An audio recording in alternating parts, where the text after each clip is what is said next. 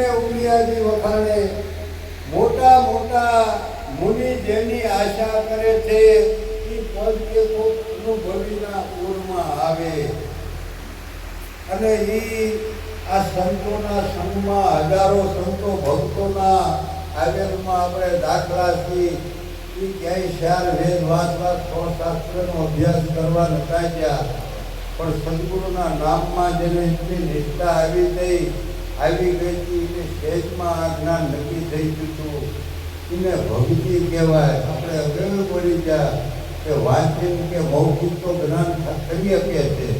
છોકરાને ઇંગ્લિશમાં બોલાવે નાના નાના હોય ને તોય એ શું છે એનો અભ્યાસ છે. એમ પણ આ તો આપણે ભક્તિની વાત છે. પણ આ ક્યારે થાય? આપણા ભીતરના મને તો એમ થાય આમાં બીજું કોઈ સિદ્ધ કાંઈ કરવા પણ નથી. ગુરુ શરણે જ્યાં પછી ખાલી ચાર વસ્તુ છે જે આપણા અંતકરણ છે એ શુદ્ધ થઈ જાય એટલે બની જાય. આ મને આમ લાગે ગુરુ મહારાજની દિયાથી આ નક્કી થાય છે. મન બુદ્ધિ ચિત્તને અહંકાર આ જે છે એ કાંઈ નોખી વસ્તુ નથી. ઊભી આમાંથી જ થાય છે અને એ જો પાછી એમાં હમાઈ જાય ખરેખર બરફનો ગાંગડો હોય ફ્રીજમાંથી કાઢવી પણ જરાક આમ તડકે રે તો પાછો ઓગળી જાય, પાણી પીની જાય. આ બરફ પાણી નો જ પીનો હતો, લોકો ક્યાંયથી આવ્યો નથી અને એ પાણી માં જ ભળી જાય. એમ આ મન આ પ્રાણમાંથી ઊભું થાય છે અને જીવ દિશા લાગુ પડે છે. જીવ દિશા કેમ લાગુ પડે છે કે મારા પણાનો ભાવ થાય છે. આ મકાન મારું, આ સુધી શેઠો મારો, આ દુકાન મારી, જે જેનો જે વ્યવસાય હોય એ કહું છું એને જીવ દિશા કહેવાય.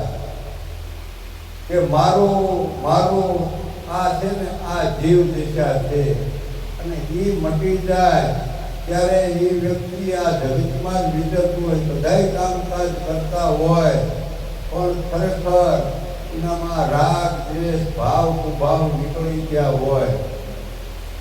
એના આ જગતમાં નામ રહ્યા છે એની આપણે રાજની ધ્યેય બોલવી હતી.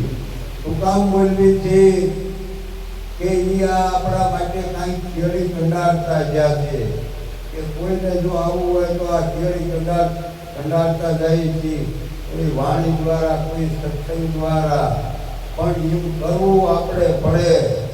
ખાલી હું તો એમ તો ખાલી ગુરુને પૂજ્ય લાગે કાંઈ મળી ન જાય, એ કોઈ આપણને લાગે વાય લાગે એમ નહીં.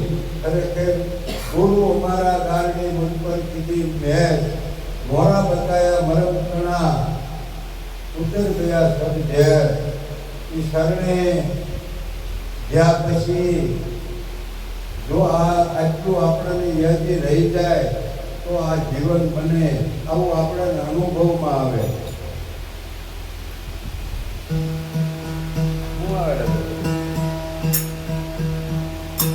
સુખ સમજણ